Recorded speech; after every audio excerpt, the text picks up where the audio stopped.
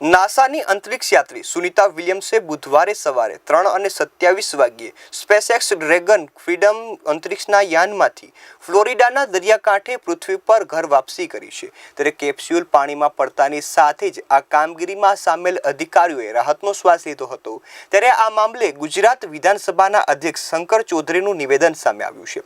શંકર ચૌધરીએ જણાવ્યું હતું કે સુનિતા વિલિયમ્સનું ધરતી પર ઉતરાણ તે આનંદની વાત છે। ગુજરાતની અને ભારતની દીકરીએ વિશ્વમાં નામ રોશન કર્યું છે। ગુજરાતની દીકરી ઉપર એક ગુજરાતીને ગર્વ છે અને હું ગુજરાતની દીકરીને શુભેચ્છા પાઠવું છું। પગમુકવા તરફ પ્રયાણ સુનિતા વિલિયમ્સના જે થયા પૂર્વી દુનિયાની અંદર ખુશી છે।